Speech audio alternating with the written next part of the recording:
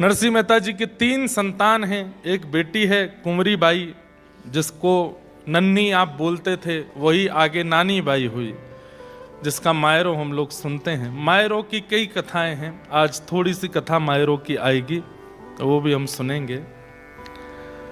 नरसिंह मेहता जी के एक पुत्र हैं श्यामल दास। तो श्यामल दास देखने में बहुत सुंदर है। ऐसा होता है बंधुओं कि एक होती है रूप की सुंदरता, एक होती है नेत्र सुंदर, नाक सुंदर, होठ सुंदर, त्वचा सुंदर, कान सुंदर, हाथ सुंदर, पैर सुंदर। लेकिन एक होती है कि व्यक्ति का जो परिवेश है, पता नहीं क्यों वो वैसे ही सुंदर बनता चला गया है। एक स्वरूप की सुंदरता होती है, एक स्वभाव की सुंदरता। भजन भक्ति स्वभाव को सुंदर बनाता है। कई लोग हैं वो रूप से भी सुंदर होते हैं, पर उनका व्यवहार स्वभाव और ज्यादा सुंदर लगता है। उससे प्रमाण मिलता है कि इनके अंदर भजन है, इनके अंदर भक्ति है। तो नरसिंह मेहता कथा कर रहे थे और कथा करते हुए सब श्रोताओं को बहुत सुंदर उपदेश दे रहे थे।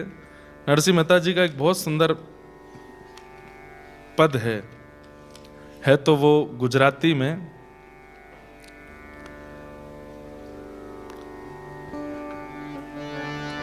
हम उसको बस भाव जो नरसिंह मेहता सुना रहे हैं, प्रवचन कर रहे थे, सब बैठ करके सुन रहे थे। भूतल भक्ति पदार्थ मूटू, भूतल भक्ति पदार्थ मूटू, ब्रह्मलोक नाही रे, भूतल भक्ति पदार्थ मूटू, ब्रह्मलोक नाही रे, पुण्य करी अमरापुरी पाम्या, अंत 84 माही रे, भूतल भक्ति पदार्थ मूटू, ब्रह्मलोक नाही रे, भूतल भक्ति पदार्थ मूटू। हरि ना जन तो मुक्ति न मागे, हर ना जन तो मुक्ति न मागे, मागे जन्मो जन्म अवतार रे, नित सेवा नित कीर्तन उत्सव, निरखवानंद कुमार रे, भूतल भक्ति पदार्थ मूटू, ब्रह्मलोक नाही रे। जो गुजराती हैं वो तो समझ रहे हैं। इस भूतल पर एक बहुत सुंदर अवसर के रूप में हमें भक्ति मिली है, जो कि ब्रह्मलोक में भी प्राप्त नहीं होती, ब्रह्मा को भी दुर्लभ है। इस भक्ति को जीवन में आश्रय दो, नरसिंह मेहता ऐसा समझा रहे हैं। हरि ना जन तो मुक्ति ना मांगे, हरि के जन मुक्ति की कामना नहीं करते हैं। वो क्या मांगते हैं? मांगे जन्मों जन्म अवतार रे, कि हम बार बार जन्म लें। हरि हम कब होंगे ब्रजवासी, ठाकुर नंद किशोर हमारे, ठकुरानी राधासी, हरि हम कब होंगे ब्रजवासी, हरि हम अब उसको वैसे नहीं दो जैसे पहले था, उसमें ही मन लग गया। अब मेरा कर दो। हमारे संघ के साथी सब इतने अच्छे हैं, 1 घंटा पहले आते, लेकिन ये नहीं देखते व्यास जी को कष्ट काय में हो सकता है। बीच कथा में सब क्रिया करेंगे। जय हो, धन्य है आप। कथा के बीच में हमारा धारा प्रवाह रुक जाता है। बड़ी मुश्किल से तो गुजराती समझा रहे हैं हम। नित्य सेवा नित्य कीर्तन उत्सव, निरखवानंद कुमार रे, भूतल भक्ति पदार्थ मोटू। भक्त क्या मांगते हैं? नित्य सेवा। हमारे एक जीजा जी अनुराग गोस्वामी, वो श्री राधारमण जी के सेवायत गोस्वामी हैं। 3 बहनें, तो सबसे बड़ी वाली बहन जो है वो राधारमण जी में उनका ब्याह हुआ। तो एक दिन हमारे जीजा जी हमारे पास बैठे और हमसे बोले, अगर आप कहते हैं कथा में कि पुनर्जन्म की इच्छा नहीं होनी चाहिए या पुनर्जन्म ना हो, ऐसे कर्म करके जाओ, पर मैं तो चाहता हूं मेरा पुनर्जन्म हो राधारमण घेरे में और मैं फिर से राधारमण जी का गोस्वामी बन के आऊं, ऐसी इच्छा मेरी है। मैंने कहा देखो ये जन्म नहीं है, ये तो अवतार है, ये जन्म नहीं है। जन्म उनका है जो खाने पीने सोने उठने बैठने और आनंद करने के लिए संसार में आए, भोग भोगने के लिए, वो जन्म है। पर जो केवल हरि भजन हरि सेवा करने के लिए आए वो तो अवतारी है, वो भजन वो जन्म थोड़े ही है। वही बात यहां पर श्री नरसिंह मेहता कह रहे हैं, हरि ना जन तो मुक्ति ना मागे, मागे जन्मो जन्म अवतार रे, भूतल भक्ति पदार्थ मोटू। भरत खंड भूतल मां जन्मी, जिने गोविंद ना गुण गाया रे, धन धन रे ए ना मात पिता ने, सफल करी ने काया रे, भूतल भक्ति पदार्थ मोटू। धन वृंदावन धन ए लीला, धन ए ब्रजनावासी रे, धने ब्रजनावासी रे। अरे ब्रजवासी धन्य हैं, क्यों? श्री राधा रानी के पग पग पे प्रयाग, जहां केशव की केली कुंज कोटि कोटि काशी है। यमुना में जगन्नाथ, रेणुका में रामेश्वर, तरु तरु पे पड़े रहत अयोध्या निवासी हैं। गोपिन के द्वार द्वार हरिद्वार वसत, जहां बद्री केदारनाथ फिरत दास दासी हैं। स्वर्ग अपवर्ग लेकर वृथा करेंगे हम क्या, जान लो हमें हम वृंदावन वासी हैं, जान लो हमें हम वृंदावन वासी हैं।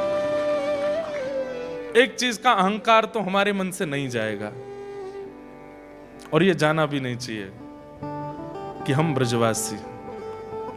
और ये अहंकार आप नहीं कर सकते कि आप नैरोबी वाले हो, यूएस वाले करते रहो, कोई फर्क नहीं पड़ता उससे। क्या हालत कर रखी है यूएस की देख लो। अरे भैया, ये अहंकार कि हम वहां के वासी हैं, ये तो ब्रजवासी ही कर सकते हैं। नरसिंह मेहता कह रहे हैं, धन वृंदावन धन ए लीला, धन ए ब्रजनावासी रे, अष्ट महासिद्धि आंगणिये रे उभी, मुक्ति छे एमनी दासी रे, भूतल भक्ति पदार्थ मोटू, ब्रह्मलोक मानाही रे, भूतल भक्ति पदार्थ मोटू। ए रसनो स्वाद शंकर जाने, ए रसनो स्वाद शंकर जाने, के जाने सुख जोगी रे, कोई एक जाने व्रजनो गोपी, कोई एक जाने ब्रजनो गोपी, भड़े नरसैयो भोगी रे, भूतल भक्ति पदार्थ मोटू, ब्रह्मलोक मानाही रे। नरसिंह मेहता प्रवचन कर रहे थे और आगे सबसे आगे बैठ करके उनका पुत्र श्यामल दास रो रहा है, नेत्रों से अश्रुपात हो रहे हैं। किस बात के लिए? कि मैं कितना भाग्यशाली हूं कि मैं नरसिंह जी का पुत्र हूं। नरसिंह जी के पास में भोजन की व्यवस्था नहीं है, नरसिंह जी के पास में कपड़े पहनने को लिए नहीं है, लेकिन नरसिंह ऐसे भक्त हैं कि उनके पुत्र इस बात का सौभाग्य मानते हैं। बहुत सारे श्रोता बैठे थे, गिने चुने लोग कथा सुनने आते थे।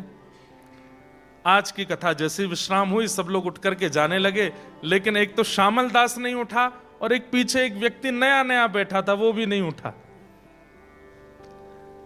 नरसिंह मेहता बोले, मैं अपने श्रोताओं को जानता हूं पर ये मैंने पहली बार देखा, कौन हो भैया?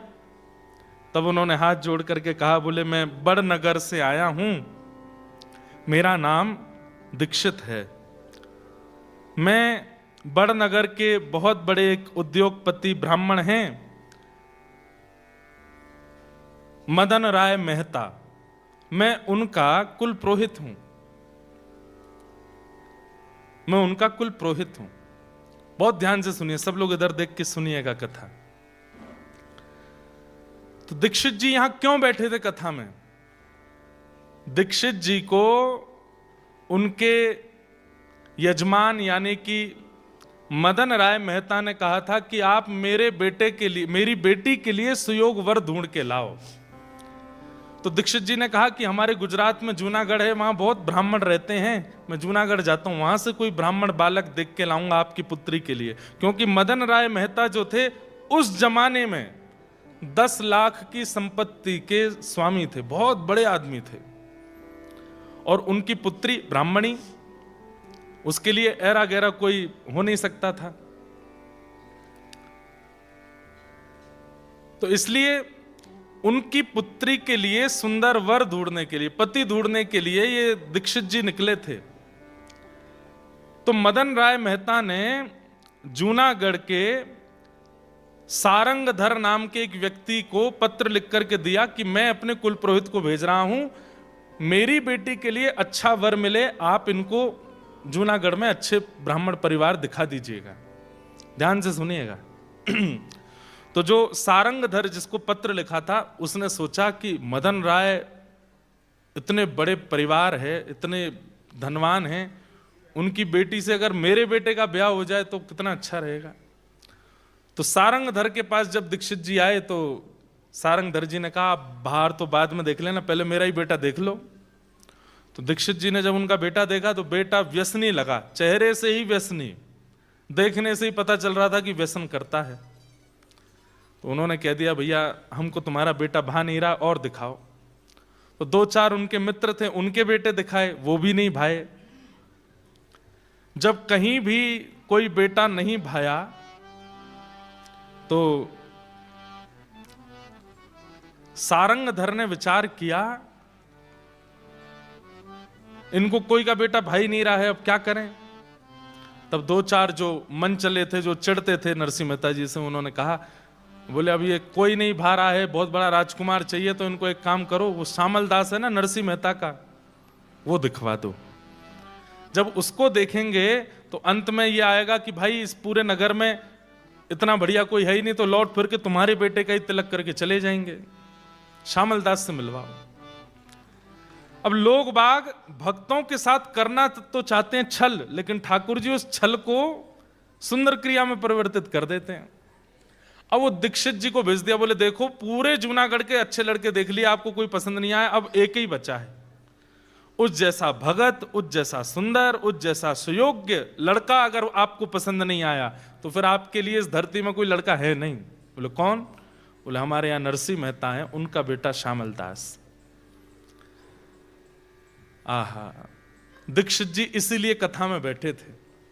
नरसिंह मेहता जी का प्रवचन सुनकर के उनके भाव तो भरी गए, तुरंत गए, बोले मैं मदन राय मेहता का कुल पुरोहित हूं, आपका पुत्र श्यामल दास, उसको देखना चाहता हूं। नरसिंह मेहता बोले क्या देखना चाहिए? ये बैठा, यही है मेरा पुत्र। पीछे मुड़ करके देखा तो नेत्रों में आंसू, भाव विभोर श्यामल दास पड़ा है। ये स्थिति देखकर के दीक्षित जी बोले, भैया मैंने लड़के तो बहुत देखे, लेकिन कथा में इतने भाव से बैठ के कथा सुनने वाला लड़का मैंने नहीं देखा।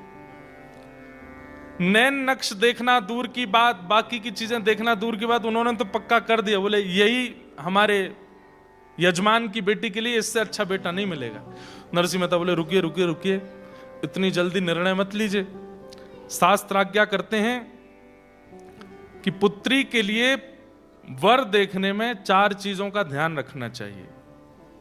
पुत्री के लिए वर देखने में 4 चीजों का ध्यान। सबसे पहला कुल, कुल कैसा है। दूसरा देखना चाहिए शीलवान है कि नहीं, कहीं बहुत ज्यादा आडंबर वाले तो नहीं है, कहीं बहुत ज्यादा पाखंडी तो नहीं है, क्रोधी तो नहीं है, शीलवान होने चाहिए। और तीसरा होता है रूप, लड़का सुंदर होना चाहिए। अपनी पुत्री को हम ऐसी किसी को नहीं दे देंगे, उसका रूप सुंदर होना चाहिए। और अंतिम होता है धन। हमसे थोड़े धनवान ज्यादा होने चाहिए, वहीं अपनी पुत्री को भेजेंगे हम। पुत्री का विवाह सदैव अपने से उच्च खानदान में ही करना चाहिए, यह नियम है। पिता को इस धर्म का पालन करना चाहिए। नरसिंह मेहता ये बात दीक्षित जी से कह रहे हैं कि महाराज कुल, शील, रूप, धन ये सब देखना चाहिए। धन तो मेरे पास है नहीं। कुल मेरे पास कैसा है कि ब्राह्मणों ने मुझे नागर वंश से निकाल दिया, भैया ने मुझे घर से निकाल दिया, कुल भी मेरे पास नहीं है। रूप, अब रूप तो जैसा है बस चंदन फोटा लगाते हैं ऐसा ही रूप है, बचा कुचा एक शील ही है हमारे पास और कुछ नहीं है। दीक्षित जी बोले बस वही चाहिए और कुछ नहीं चाहिए, शीलता ही चाहिए। तुरंत नारियल निकाल करके श्यामल दास की गोद में रख दिया, तिलक कर दिया। बोले रोका हो गया तुम्हारे बेटे का। नरसिंह मेहता बोले मदन राय मेहता बहुत बड़े आदमी हैं, मैं उनके बिल्कुल पांव की धूमन भी नहीं हूं, मैं कैसे करूंगा ये सब। बोले करना तुमको थोड़ी, तुम तो बस बारात लेके आना, करेंगे तो मदन राय मेहता करेंगे सब। नरसिंह मेहता बोले देख लो भैया और थोड़ा जांच कर लीजिएगा आप, ठीक है। अब यहां दीक्षित जी जैसे निकल के आए तो वो नगर के लोगों ने कहा क्यों, कैसी रही, देखा श्यामल दास, हम तो आपसे पहले ही कह रहे थे पसंद नहीं आएगा, ये हमारा ही बेटा ठीक है, इसका तिलक कर दो। बोले तिलक उसका तुम्हें करे आया। श्यामल दास बहुत बढ़िया लगा, उसकी गोद में मैं नारियल भी रखे आया, तिलक भी करे आया।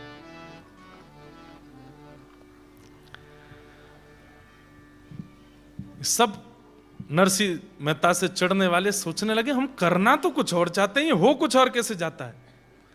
अभी नरसिंह मेहता के बेटे श्यामल दास का ब्याह वो मदन राय मेहता की बेटी से होगा।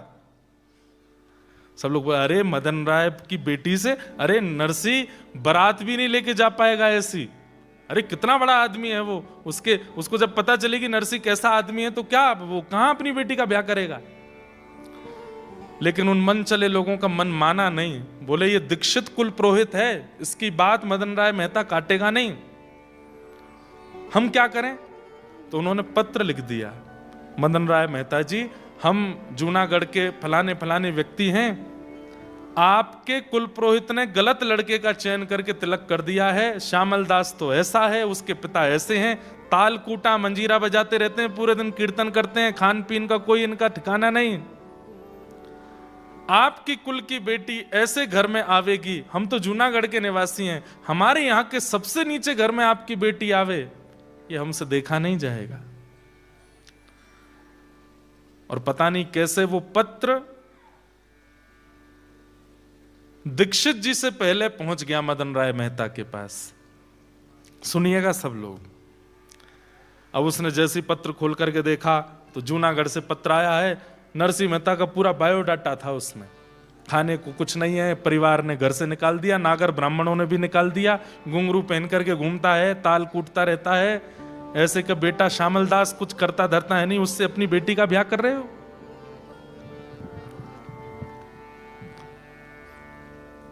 देख करके मदन राय तो बहुत परेशान हुआ, बोले मेरे कुल गुरु कैसे बेटे का तिलक करके आए। यहां पर कुल गुरु जैसे ही आए, आकर के वो तो नाचने लगे। मदन राय ने जाके चरण पकड़े, गुरुजी इतने प्रसन्न, बोले इतना सुंदर लड़का मिला है तुम्हारी बेटी के लिए। बोले मैं जानता हूं श्यामल दास। तुम कैसे जानते हो। बोले नरसिंह का बेटा। बोले हाँ हाँ हाँ वही वही वही। गुरुदेव कुल के गुरु कुल का भला सोचते हैं, आप क्या करके आए हैं। वो नरसिंह के यहां पर भोजन करने को अन्न नहीं होता, वो पूरे दिन ताल कूटता रहता है। आप जानते हैं कि मेरा कुल कैसा, परिवार कैसा, संपत्ति कितनी, और फिर भी आप ऐसे के बेटे से मेरी बेटी का ब्याह निश्चित करके आए। मैं मरते मर जाऊंगा लेकिन अपनी बेटी को श्यामल दास से ब्याह नहीं कराऊंगा। कुल पुरोहित बोले तुम्हें कैसे पता कि ये सब स्थिति है। बोले देखो पत्र आया है। बोले तुम वो नहीं देख पाए जो मैं देख करके आया हूं।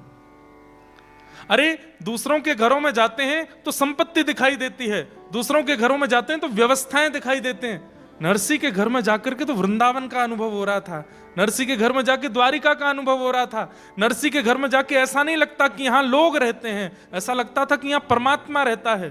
तुम्हारी बेटी, तुम भले ही बहुत धनवान हो, नरसी इतना धनवान नहीं है, लेकिन तुम्हारी बेटी उस घर में बहुत प्रसन्न रहेगी, और मैं तुम्हारा कुल गुरु हूं, मुझ पर थोड़ा तो विश्वास करो। अरे कल को मेरी बेटी को अगर दुख लगा तो आप जाएंगे उसको संभालने के लिए? मैं बस आपसे एक ही प्रार्थना कहता हूं, गुरुजी आज तक आपकी बात नहीं काटी, लेकिन उससे अपनी बेटी का ब्याह नहीं करूंगा। यहां दीक्षित जी ने भी हट कर ली, बोले कि मैं टीका वापस लेकर के नहीं आऊंगा, मैं संबंध तोड़ के नहीं आऊंगा। तुम चाहो तो मेरा अंगूठा काट दो जिससे मैं तिलक करके आया हूं, लेकिन ब्याह मैं पक्का करके आया हूं। अब मेरे प्राण चले जाएं तो तुम अपनी बेटी का ब्याह कहीं और कर देना, लेकिन मेरे जीते जी तो ब्याह वहीं होगा। पत्नी निकल के आई,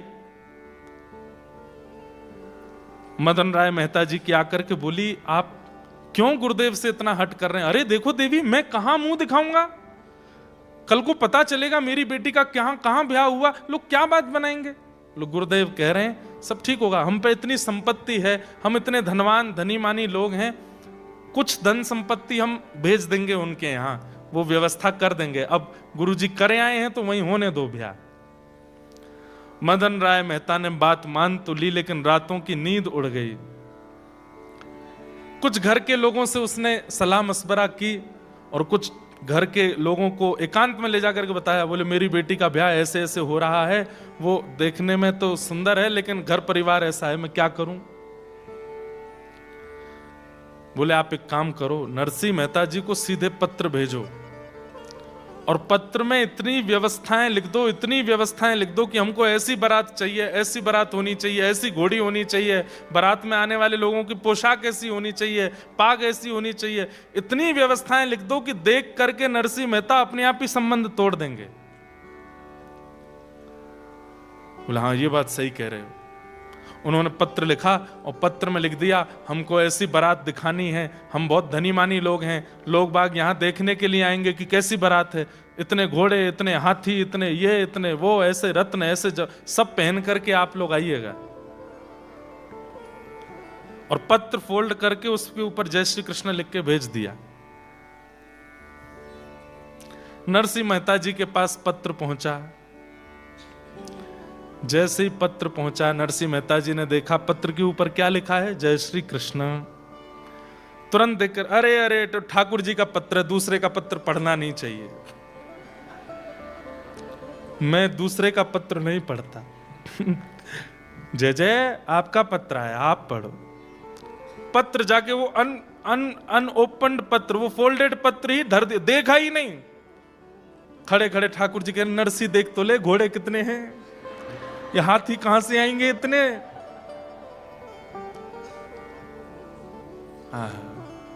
कितना समर्पण है नरसिंह मेहता जी के जीवन में ठाकुर जी के प्रति। धर दिया पत्र ठाकुर जी के चरणों में। कैसे ना माने ठाकुर जी, क्यों ना आवे ठाकुर जी, उसका समर्पण तो देखिए, नरसिंह का भाव तो देखिए। केवल कृष्ण लिखा है पत्र के ऊपर, तो उस पत्र को खोलूंगा नहीं, ठाकुर जी का पत्र है।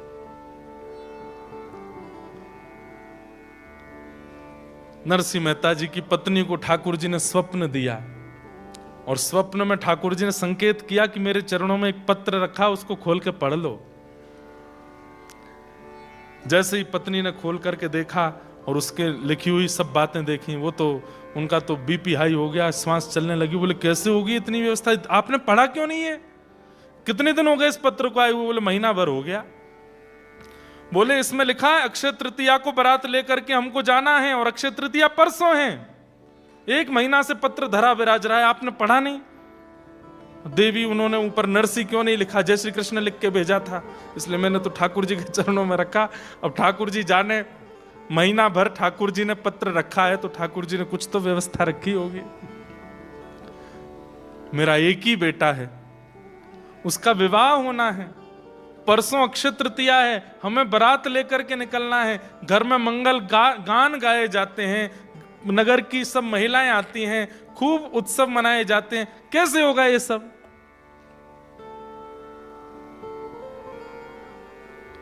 लाज रखो गिरधारी, मोरी लाज रखो गिरधारी, मोरी लाज रखो गिरधारी, मोरी लाज रखो गिरधारी।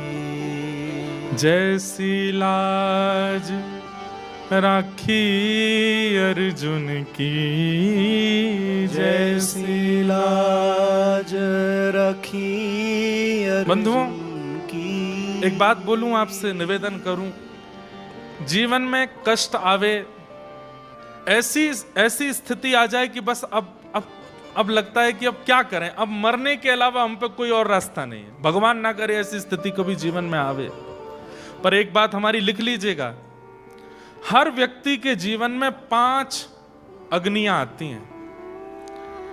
आपका जीवन चाहे जितना बड़ा हो, 80 वर्ष का है, 90 वर्ष का है, 100 वर्ष का है, 5 बार ऐसी परिस्थिति आएगी कि आप टूट जाएंगे। वो पंचअग्नि है। मैं डराने के लिए नहीं बोल रहा हूं, ये हम सबका जीवन ऐसे ही डिजाइन किया है ठाकुर जी ने। 5 बार ऐसी परिस्थिति आती है कि आप बिल्कुल इस स्थिति में आ जाएंगे कि अब हम करें क्या। और एक बात कह दूं, संसारी व्यक्ति जब होता है ना, विषय भोग में लगा है, उसके जीवन में ये 5 परिस्थिति धीरे धीरे आती है। और कई बार 3 आई, उससे पहले उसके प्राण निकल गए, 2 रह जाती हैं, उनको भोगने के लिए उसको फिर जन्म लेना पड़ता है। अगले जन्म में 5 उस जन्म की, 2 पूर्व जन्म की, कितनी हो गई? 7। फिर 7 वो कंप्लीट नहीं कर पाता, 3 होती हैं, फिर प्राण निकल जाते हैं, फिर उसका तीसरा जन्म होता है, तो अगली की 5 और पिछली की 3 हो गई, तो कितनी बची? 4। 5 और 4 9। फिर उसके अगले 9 बार ऐसी परिस्थिति आती कि मृत्यु जैसा हो। 9 तो वो कंप्लीट कर ही नहीं पाता, 3 कंप्लीट करता है, फिर अगला जन्म, फिर वहां पर 6 और 5। हम आप सब लोग ऐसे ही करते आए। हमारा इस जन्म का हिसाब तो कंप्लीट हुआ नहीं, पूर्व का चल रहा था, इस जन्म का और ऐड ऑन कर लिया हमने उसमें। ऐसी परिस्थिति हम सबके जीवन में आती है कि जब बिल्कुल मृत्यु जैसी स्थिति। लेकिन जब व्यक्ति भजन में लग जाता है ना, नाम जप करने लग जाता है, गुरु आश्रित हो जाता है, वृंदावन भजने लगता है, सत्संग करने लगता है, तो ठाकुर जी क्या करते हैं?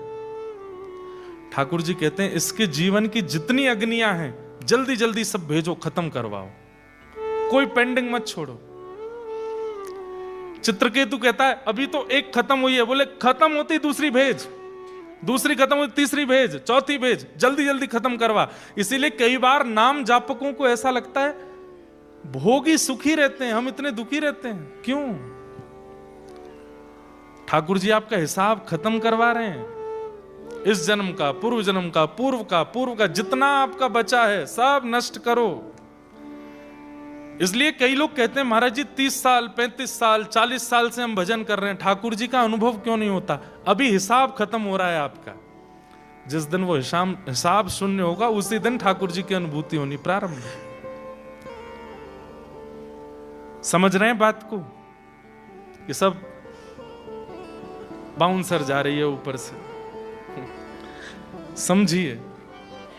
नरसिंह मेहता जी का एक पड़ाव कष्ट का पूरा नहीं होता कि दूसरा सामने तैयार रहता है। क्यों? ये भक्त है। भक्त के जीवन में ठाकुर जी जल्दी जल्दी कष्ट देकर के सब खत्म करवाते हैं, जल्दी सब निपट लो। आप देखेंगे हमारे वृंदावन में आकर के, मैं नाम नहीं लूंगा, लेकिन अधिकतर महापुरुषों को आप देखेंगे शरीर में कोई रोग है, किन्हीं को शरीर में कोई रोग है, किन्हीं को कोई। मैं तो जितने महापुरुषों से मिला हूं सबके कुछ ना कुछ है। उनका भोजन शुद्ध, उनकी रहनी शुद्ध, उनका नियम शुद्ध, उनका जीवन शुद्ध, सब कुछ शुद्ध, उसके बाद भी उनके शरीर को रोग कैसे हो गया? और व्यसनी जो रात दिन पीते रहते हैं उनको कुछ नहीं हो रहा है, क्यों?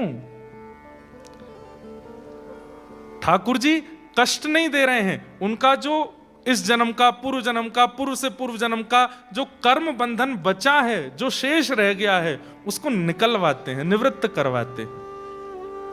इसलिए मैं अनुरोध करता हूं कि कष्ट आ जाए तो भोग लो, उसको समाप्त कर लो, उससे भागो मत। बस ठाकुर जी का नाम मत छोड़ना। और ये पद सूरदास जी का अगर याद हो जाए तो कभी ऐसी परिस्थिति आ जाए कि बस अब मृत्यु दिखाई दे रही है और कुछ नहीं, ठाकुर जी के आगे बैठ के गा लिया कीजिए, जैसी लाज राखी अर्जुन की, जैसी लाज राखी अर्जुन की, भारत युद्ध पछारी, ओ भारत युद्ध पछारी, सारथी हो के रथ को हाँ क्यों, सारथी हो के रथ को हाँ क्यों, सारथी हो के रथ को हाँ क्यों, सारथी हो के रथ को हाँ क्यों, चक्र सुदर्शन धारी, मोरी लाज रखो गिरधारी, मोरी लाज रखो गिरधारी, मोरी लाज। सूरदास जी का पद है, मेरे साथ गाइए, जैसी लाज राखी द्रौपदी की, जैसी लाज राखी द्रौपदी की, जैसी लाज राखी द्रौपदी की, जैसी लाज राखी द्रौपदी की, होन ना दीन उघारी, होन ना दीन उघारी, खेचत खेचत दो भुज हाके, खेचत खेचत दो भुज थाके, खेचत खेचत दो भुज थाके, खेचत खेचत दो भुज थाके, दुशासन पचधारी, चीर बढ़ायो मुरारी, मोरी लाज रखो गिरधारी, मोरी लाज रखो गिरधारी। सूरदास की लाज रखो प्रभु, सूरदास की लाज रखो प्रभु, अब को है रखवारी, अब को है रखवारी, राधे। इस पद की एक बहुत विशेष बात है, शुरुआत से लेकर के अंतिम प्रथम पंक्ति तक सूरदास जी ठाकुर जी से प्रार्थना कर रहे हैं, लेकिन इतने में भी ठाकुर जी ने जब नहीं सुना तो अंतिम पंक्ति में सूरदास जी ने ठाकुर जी से बोलना बंद कर दिया और क्या गाने लगे, राधे राधे सुमिरो प्यारे, राधे राधे सुमिरो प्यारे, श्री हरिदास दुलारी, मैं शरण पड़ो हूँ तुम्हारी, मोरी लाज रखो गिरधारी,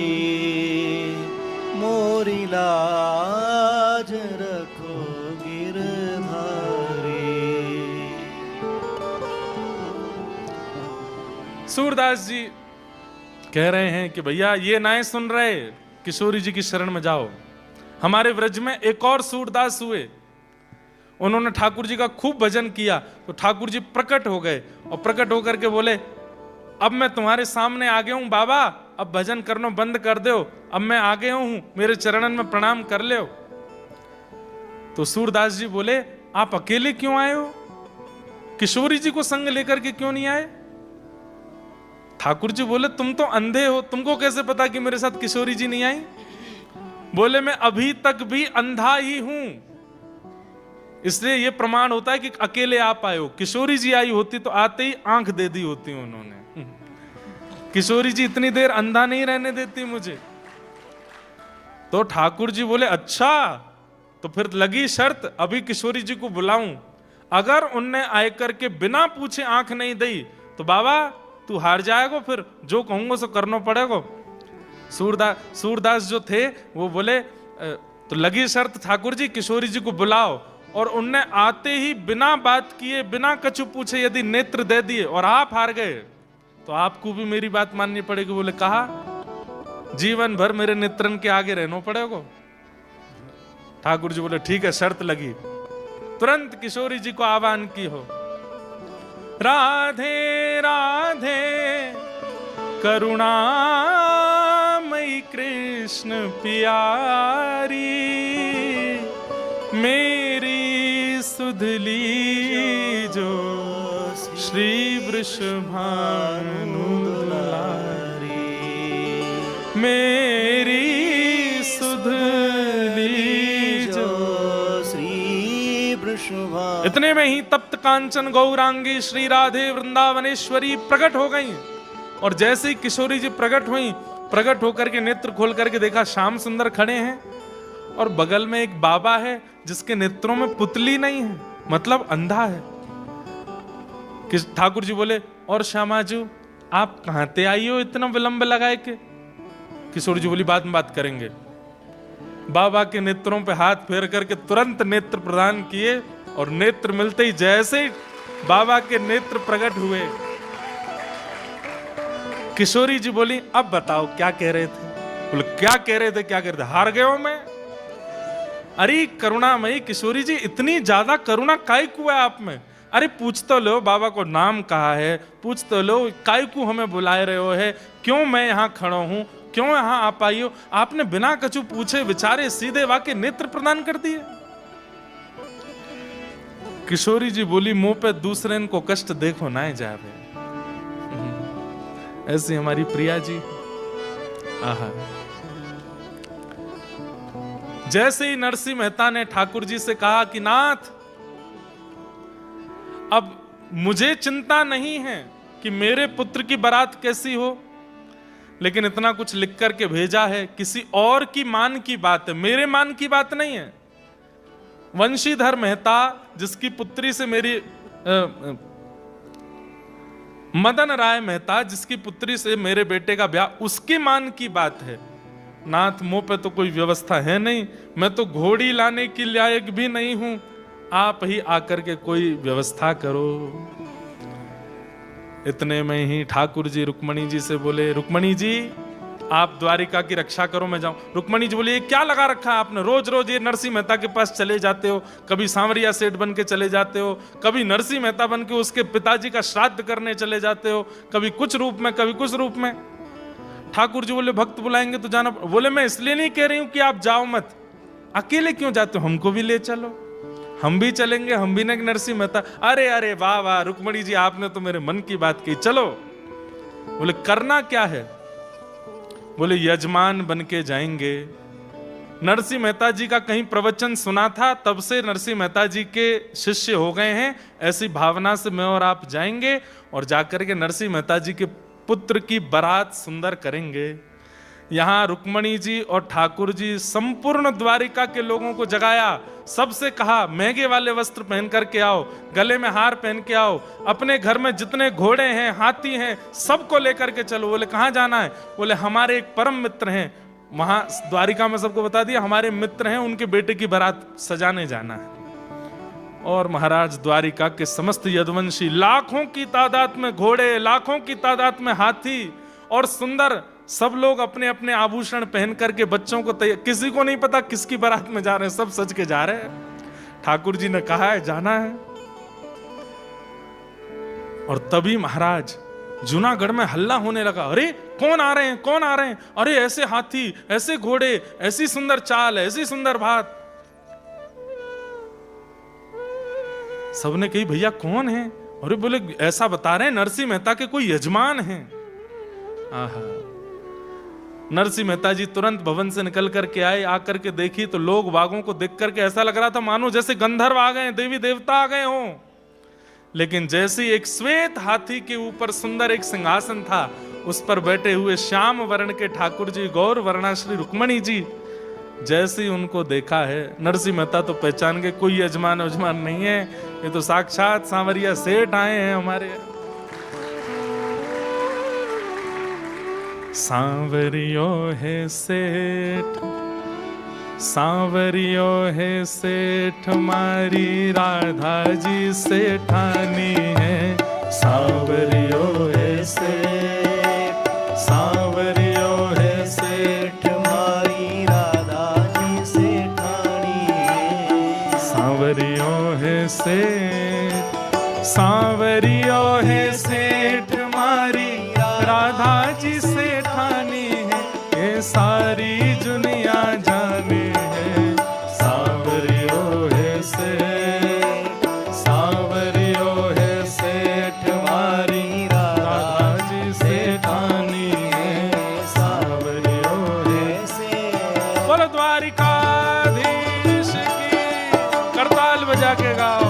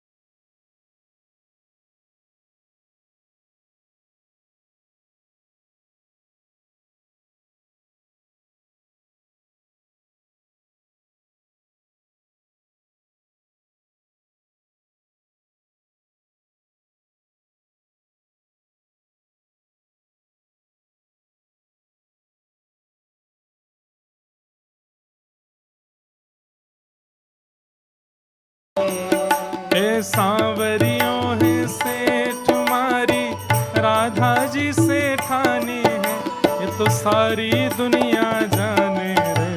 सांवरियों है सेठ, सांवरियों है सेठ, मारी राधा जी सेठानी है सेठ। हे सुख दुख में सांवरिया, सुख दुख में राधा जी, सदा मेरे साथ हैं। सुख दुख में सांवरिया, सुख दुख में राधा जी, सदा मेरे साथ हैं। और मेरी चिंता दूर करें, मेरी विपदा दूर करें, रख ले वे बात है।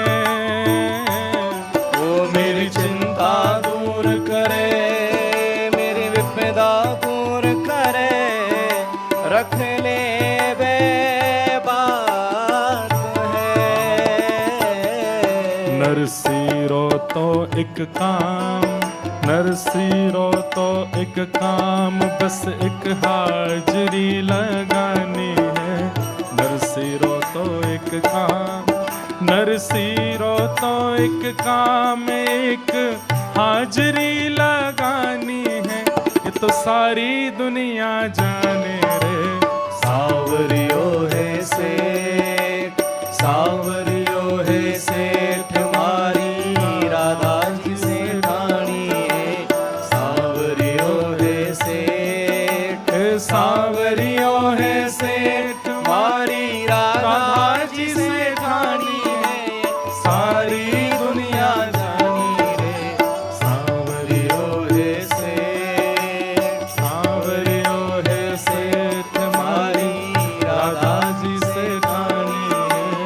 सावरियो है सेठ, सावरियो है से, सावरियो है सेठ, हाँ सावरियो है सेठ। सावरियो है सेठ। एक सुंदर हाथी के ऊपर सुंदर एक पालकी में बैठ करके सेठ बन करके ठाकुर जी आए, सेठानी बन करके रुक्मणी जी आई। आकर के सीधे नरसिंह मेहता तो नेत्रों से आंसू, ठाकुर जी इशारा किए, बिल्कुल पता नहीं लगना चाहिए किसी को कि मैं कौन हूं, नाटक में रहो। ठाकुर जी ने आकर के तुरंत चरण पकड़े, जय हो हमारे नरसिंह गुरु जी, कैसे हो आप? नरसिंह मेहता बोले बस सब कृपा है ठाकुर जी की। नरसिंह मेहता जी की पत्नी बोली कौन है? नरसिंह मेहता कुछ बताते, इतने में ठाकुर जी बोल पड़े, अरे गुरु मां प्रणाम, ये नरसिंह जी कथा सुनाने आए थे, मैंने मेरी सेठानी जी ने कथा सुनी और महाराज ऐसे हम तो इनके मुरीद हो गए, क्या बताएं। तब से हमारी सेठानी तो पीछे पड़ी, दर्शन करा लाओ, दर्शन करा लाओ, दर्शन करा लाओ। हमको पता चली कि नरसिंह जी के लाला का ब्याह है और ब्याह में बारात जानी है। तो सेठानी जी बोली हम यहाँ खाली बैठे क्या करें, जाएंगे गुरुजी और गुरु माँ का हाथ बटाएंगे और पूरे ब्याह को सजाएंगे। हम तो यहाँ पर सब सेवा के लिए आए हैं, ये पूरा नगर हमारा आया है, आप तो बस आज्ञा करो क्या सेवा करनी है। नरसिंह जी तो महाराज एक कोने में बैठे बैठे रोने लगे। ठाकुर जी बोले रोने से काम नहीं, बेटे का ब्याह है, रो रहे हो? ठाकुर जी आप ही संभालो, मैं तो मुझे बस रोन दो, आप क्यों इतनी कृपा करते हो? ठाकुर जी बोले बातचीत सब बाद में करेंगे, तुम जाओ मंदिर में जाके भजन करो, हम कर रहे हैं सब काम। रुक्मणी जी को भेज दिया, तुम घर के भीतर के काम संभालो। और ठाकुर जी स्वयं बाहर महाराज फेंटा कस करके हलवाइयों को बुलाया, भट्टी लगाओ, तैयारी करो, मेवा बनाओ, पकवान बनाओ, सुंदर सुंदर सामग्रियां सिद्ध करो, तैयार करो। यहां रुक्मणी जी भीतर ढोलकी लेकर के बैठ गई, बन्ना बन्नी गीत गाने लगी। नरसिंह मेहता जी के बेटे का ब्याह है। अब तो महाराज जूनागढ़ के लोग जो नरसिंह जी के घर जा भी नहीं रहे थे, वो हाथी घोड़ा देखने के लिए गए और लोगों की शक्ल देख करके, ऐसे राजशाही पोशाक देख करके बाहर से झांक के नरसिंह जी के घर में देख रहे हैं। और जूनागढ़ के लोग नरसिंह जी की पत्नी से कह रहे हैं हम भी आ जाएं भीतर। अरे आओ आओ, क्यों नहीं आओगे? देखते ही देखते पूरा जूनागढ़ पहुंच गया। नरसिंह जी केवल रोए जा रहे हैं, जिन्होंने मुझे कभी अपना नहीं माना, आज वो सब मेरे गले में गलवैयां दे रहे हैं, सब मेरे घर में आके कीर्तन कर रहे हैं, सब आकर के इतना उत्साह वर्धन कर रहे हैं।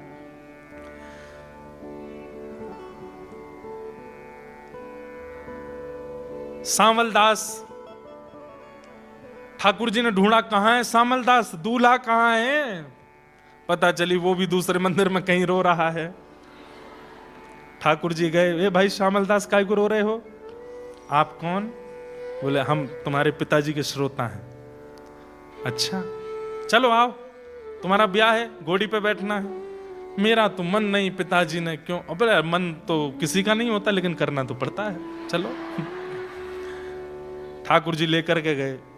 ठाकुर जी ने श्यामलदास को नवाया, संग में अपने सब सखा लगाए द्वारिका के, सुंदर इत्र लगाया, धोती अपने हाथ से पहनाई, दुल्हा को तैयार कर रहे हैं, सुंदर पोशाक पहनाई, तिलक स्वरूप पत्रावली ठाकुर जी अपने हाथ से श्यामलदास के पत्रावली कर रहे हैं, सिर पर पाग पहनाई, सिरपेच पहनाया, जैसे ही एक मोर पिछ लगाया, आहा, ऐसा लगा कि ठाकुर जी के पुत्र अनिरुद्ध हों, इतना सुंदर। ठाकुर जी बोले मैं दिखा तो दूं जरा उस मेहता को, मेरे नरसी के लिए कह रहा है कि वो ताल कूटा मेरी बेटी से, अपने बेटे का ब्याह करे। अब देख तेरी बेटी फीकी लगेगी मेरे नरसी के बेटे के आगे। अब देखो कैसी बारात, सुंदर घोड़ी लेकर के आए। महाराज नाल नहीं थी, घोड़ों के पैरों में नाल होती है ना, नाल की जगह सोने मड़े हुए हैं। श्यामल दास जी का पुत्र बैठाया गया और महाराज हाथी घोड़ा लेकर के बैंड बाजे सब बज रहे हैं। बैंड बाजे कौन बजा रहे हैं? इंद्र बजा रहे हैं। इंद्र कहीं पर कोई करताल बजा रहे हैं, नारद जी वीणा बजा रहे हैं, सरस्वती जी वीणा बजा रही हैं। सब रूप बदल बदल करके आए हैं और ऐसी बारात की महाराज देखते बनती है। यहां वो ब्राह्मण बोला,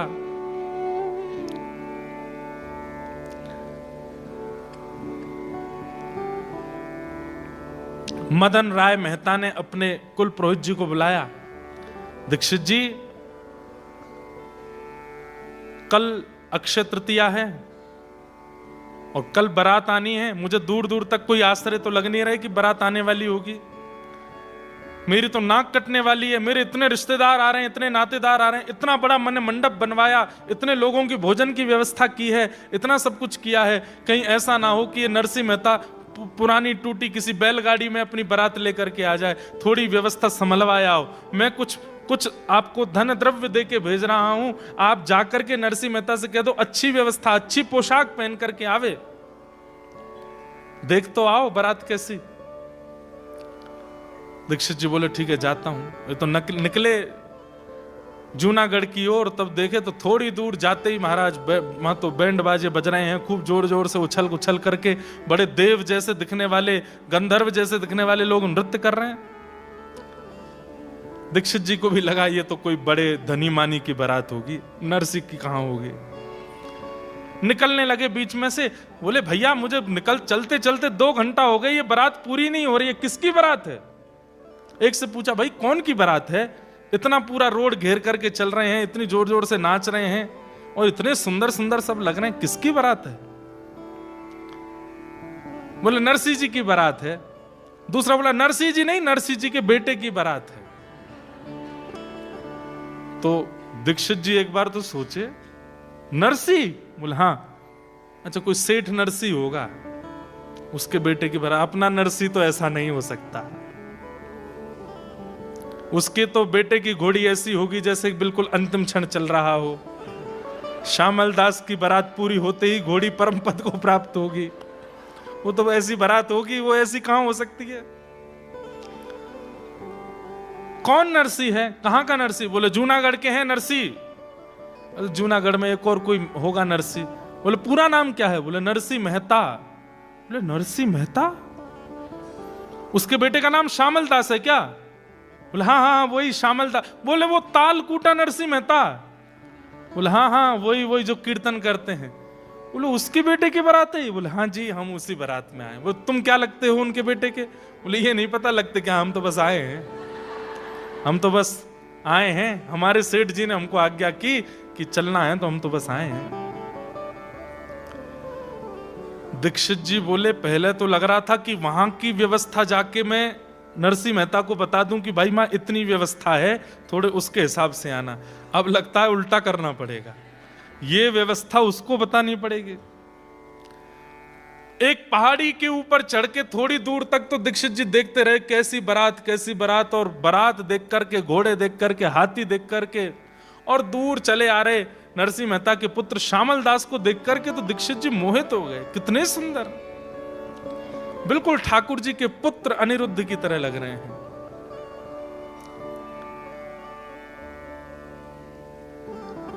दीक्षित जी दौड़ करके वापस गए। वहां पर मदन राय मेहता बैठा था। हाँ कोई खबर सुध आ रही है? बारात कुछ आप दे आए ना, जो मैंने आपको 10-5 हजार रुपए दिए थे वो दे आए ना उनको वस्त्र खरीदने के लिए? बोले ये पकड़ अपने 10-5 हजार रुपए, और सुन अपना घर बेच दे, अपनी संपत्ति बेच दे, अपने घर के सारे बर्तन बेच दे, सोना चांदी सब दाव पर लगा दे। उसके बाद भी उस बारात में जो घोड़े आ रहे हैं उनको घास नहीं खिला पाएगा, इतनी बड़ी बारात है। घोड़ों को घास नहीं खिला पाएगा, बारातियों को भोजन तो बहुत दूर की बात है। बोले हैं ऐसा? बोले मैं झूठ नहीं बोल रहा हूं। बोलते बोलते नेत्र सजल हो गए। अरे मदन, तू बहुत अभिमान करता था, तू बहुत धनवान है, तेरी बेटी ऐसे कुल की है, ऐसे कुल की, ऐसी बारात। अरे मुझे तो लगता है कौंडन्यपुर कृष्ण भी ऐसी बारात नहीं लेकर के गए होंगे जैसी बारात नरसिंह मेहता के पुत्र की आ रही है। मुझे दिखाइए, मैं देखना चाहता हूं। बोले यहां से नहीं, ऊपर चल, कहीं पहाड़ी पर चढ़ के देख। पहाड़ी पर जाकर के देखा, दूरबीन लेकर के गए, दूर ऊपर से देखने लगे।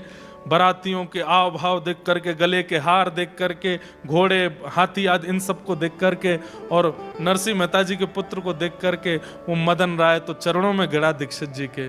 आपने बड़ी कृपा करी जो मेरी पुत्री का यहाँ विवाह नक्की कर दिया, लेकिन अब दूसरी संशय है। बोले क्या? अब मेरी नाक और कट जाएगी। क्यों? अब मैं बारात को खिलाने पिलाने लगी, इनको तो मैं कुछ नहीं कर पाऊंगा। ये तो इतनी बड़ी बारात है, इसको कैसे करें? तो पहले ऐसा होता था कि एक दिन में विवाह नहीं होता था, बारात आकर के रात में जनवासे में रुकती थी। अब यहां कोई एक आध दो लोग होंगे जिनकी ऐसी ब्याह हुए हों कि बारात आज आ गई, फिर 2 दिन तक गांव के बाहर स्कूल में रुकती है, कहीं धर्मशाला में रुकती है, घर के लोग बाग वहीं उनको भोजन प्रसादी पवाते हैं। ऐसा हमारे पिताजी, हमारे पूर्वजों की तो ऐसी बारात हमने सुनी है। आजकल तो ऐसा नहीं होता, एक ही दिन में सब होता है। तो नरसिंह मेहता जी अपने पुत्र की बारात लेकर के पहुंचे। ठाकुर जी ने उस नगर के, बड़ नगर नाम था, तो बड़ नगर के बाहर ही तंबू आदि लगा दिए। पूरी बारात वहीं रुकी, वहीं सबका भोजन प्रसाद पानी सब हो रहा था। तो कहते हैं कि जब बारात आती है तो सबसे पहले ससुर जी, साले साहब, लड़के के, वो सब आते हैं पूछने के लिए कि सब ठीक है, कोई व्यवस्था में दिक्कत तो नहीं। तो मदन राय मेहता अपने कुल पुरोहित दीक्षित जी को लेके गया। बोले आप चलो मेरे साथ, और नरसिंह मेहता जी से थोड़ा बोलो कैसे करेंगे। हम तो इतनी व्यवस्था तो हमने करी नहीं है। हमने तो जो तंबू पंडाल भी बनाया वो भी 500-600 आदमियों के लिए बनाया। हमको तो लगा नहीं था इतने लोग आएंगे। यहां तो ये लाखों की तादाद में आए हैं, अब क्या करें? बोले नरसिंह जी बहुत सरल हैं, तुम चलो, चल करके चरणों में प्रणाम कर देना, सब तुम्हारा मंगल हो जाएगा। तो चलो। अब ये वहां पहुंचे, वहां जाकर के बारात जहां रुकी थी वहां जाके पूछने लगे। बोले सेठ जी कहाँ हैं? और वहां सेठ जी, नरसिंह जी को कोई नहीं जानता था, सेठ जी सब ठाकुर जी को ही जानते थे। अच्छा सेठ जी वो सामने वाले तंबू में हैं। मिलते मिलाते सबसे पहुंचे। जैसे ही तंबू के भीतर प्रवेश किया, सुंदर सा सिंहासन, उस पर ठाकुर जी बैठे थे। ठाकुर जी को देख करके मदन राय मेहता बोले अरे ये तो कितने सुंदर हैं। नरसिंह मेहता कितने, दीक्षित जी बाहर ही रुक गए थे। बोले मैं नहीं जाऊंगा, अभी तक तुम ही प्रणाम करके आओ, टीका मैंने किया, अब आगे काम तुम करो। ये तो भीतर गए, चरणों में गिर, सेठ जी आपको मैं प्रणाम करूं, मेरे तो बस आप नरसिंह जी, मुझे लोगों ने बहका दिया था, मुझे पत्र में लिख के भेजा कि आप तो ताल कूटा हो, मुझे क्या पता आप तो धन कूटते हो, आप तो रत्न कूटते हो। मुझे ऐसा पता होता कि आप चांदी सोना खाते हो तो मैं उस हिसाब से व्यवस्था रखता। मैंने तो व्यवस्था बहुत। ठाकुर जी ने उठा, बोला नहीं, मैं नरसिंह नहीं हूं, तो मैं तो उनका दास हूं, मैं तो उनका सेवक हूं। मदन राय मेहता बोले ये तो और मरने हो गए, जब ये सेठ ऐसा है, दास ऐसा है, नरसिंह कैसे होंगे? क्या हुआ? आधी रात में ही मदन राय मेहता अपनी पुत्री को हाथ जोड़ करके, लाली मैं बहुत दुर्भाग्यशाली हूं, मैं तेरा ब्याह नहीं कर पाऊंगा। तेरा जोड़ा रखा है, तेरा सब श्रृंगार रखा है, तेरी माँ है, ये कुल पुरोहित हैं, सब लोग हैं, पर मैं बहुत ग्लानि में चला गया हूं, मैं इस ब्याह को संपन्न नहीं कर पाऊंगा। बेटी तू अब देख लेना, निर्णय तेरे हाथ में, जो तुझे करना हो। और आधी रात में मदन राय मेहता नगर छोड़ के चले गए। अब यहां कुल पुरोहित जी आए रात में, और उन्होंने आकर के नरसिंह मेहता जी से कहा, बोले कि एक दिक्कत हो गई। बोले अब क्या दिक्कत हो गई? बोले कि लड़की के पिताजी चले गए। बोले कहां? बोले नहीं नहीं नहीं, वहां नहीं गए, नगर छोड़ के चले गए। आपकी व्यवस्था बारात देख करके वो तो घबरा गए, हाथ पांव फूल गए उनके, बोले मैं कुछ नहीं कर पाऊंगा, तो चले गए। नरसिंह मेहता जी बोले अच्छा चलो मैं करता हूं कुछ, अब बारात तो आ गई, अब वापस लौटना तो अच्छा नहीं। नरसिंह मेहता गए ठाकुर जी के पास, और जो सबको पता है कि वो सेठ जी हैं, नरसिंह मेहता को ही पता है कि ये ठाकुर जी। ठाकुर जी बोले कहो नरसिंह क्या बात, सब व्यवस्था तो बढ़िया है ना, बारात वरात सब बढ़िया लगी? वो तो सब बढ़िया है, लेकिन एक दिक्कत और हो गई है। बोले क्या हो गया? बोले जो लड़की के पिताजी हैं उन्होंने हाथ खड़े कर दिए, व्यवस्था नहीं कर पा रहे, वो तो नगर छोड़ छाड़ के चले गए। बोले अब? बोले अब बारात की व्यवस्था करिए, अब ब्याह भी आप ही कराओ, ब्याह की व्यवस्था भी आप ही करो। जब बारात इतनी ले, मैंने तो कहा नहीं था इतनी लेके आना, अब इतने यदुवंशियों को लेकर के आप आए हो तो व्यवस्था ब्याह की भी आप ही करो। ठाकुर जी बोले ये क्या बात हुई, ये तो बहुत भेद हो जाएगा, हम वर पक्ष के अब वधु पक्ष का भी हम ही करेंगे तो ये उचित नहीं लगता।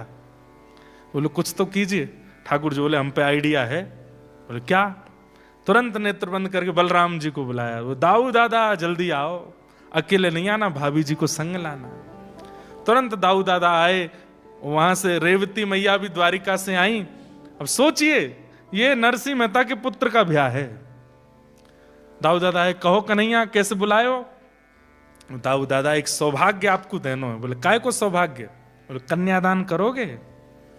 बोले कैसो कन्यादान?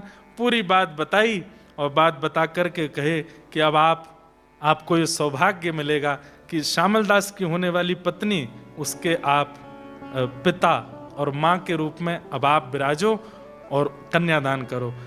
दाऊ दादा के तो नेत्र सजल है। बोले हाँ लाला, एक भक्त की बहू को कन्यादान हमको करवे को मिलेगा, ये सौभाग्य है। ठाकुर जी बोले कन्यादान ही नहीं करना है, व्यवस्था भी पूरी आपको ही करनी है, साज श्रृंगार मंडप आदि भी सब आपको ही बनाना है। दाऊ दादा विनोद में बोल गए लाला है तो बड़ो चतुर, लड़का वारे लेवे तो वह पक्ष में खुद चलो गए, और जहां देनो पड़े वहां हमको खड़ो कर रहे है। ठाकुर जी बोले अच्छी बात है ना, घर ते घर में ही आ जाएगो, एक ही घर में है, खा बुराई है, चलो। और महाराज श्री नरसिंह मेहता जी के पुत्र का विवाह हुआ, जहां वर पक्ष के प्रधान हैं श्री ठाकुर जी और वधु पक्ष के प्रधान हैं श्री बलराम जी महाराज। और श्यामल दास का विवाह ठाकुर जी ने कराया, सब देखते रह गए, देखने वाले उस विवाह को भूल नहीं पाए। ऐसा अद्भुत विवाह ठाकुर जी ने वहां पर सिद्ध कराया। विदाई के समय रुक्मणी आदि वैसे ही रो रही हैं जैसे घर की कन्याएं रोती हैं, घर की माताएं रोती हैं, ऐसा विवाह हुआ। पूरे विवाह में एक एक व्यवस्था ठाकुर जी ने और श्री दाऊ दादा ने संभाली, और श्यामल दास का विवाह करके लाए, उसकी बहू को लेकर के जूनागढ़ में विराजमान करके, और सब द्वारिका को प्रस्थान कर गए। बोलो भक्त वत्सल भगवान की। और सब नरसिंह मेहता से कहते रह गए, बोलो भैया ऐसो यजमान कहाँ से लाए हो, इतना बढ़िया यजमान कहाँ से लाए? नरसिंह मेहता बोले क्या बताएं, ये कौन, मैं अपने मन की कैसे बताऊं कि ये यजमान थे कि ठाकुर जी थे? ये तो साक्षात ठाकुर जी हैं। द्वारिका नो नाथ मारो राजा रण छोड़ छे, इन मन माया लगा रे। द्वारका नो नाथ मारो राजा रण छोड़ छे, इन मन माया लगाई रे। इने मन माया लगारी मारा वाला, इन मन माया लगाई मारा वाला, इने मन माया लगारी मारा वाला, इन मन माया लगाई मारा वाला, इने मन माया लगारी रे। इन मन माया लगाई रे। हे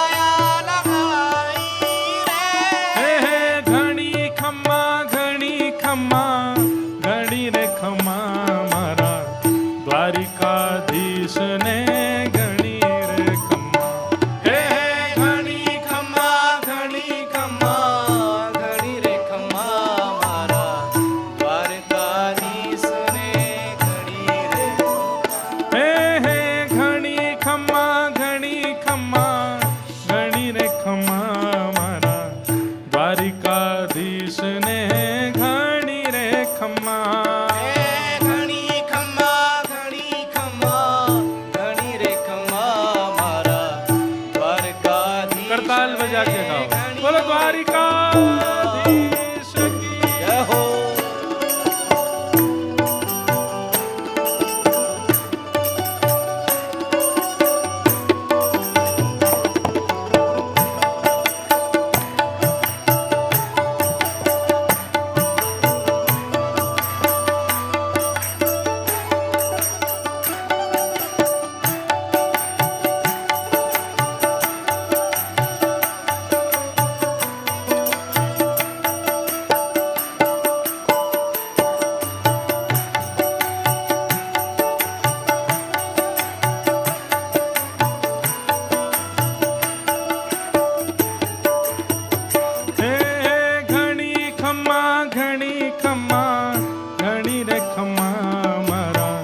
द्वारिकाधीश ने घणी रे खम्मा।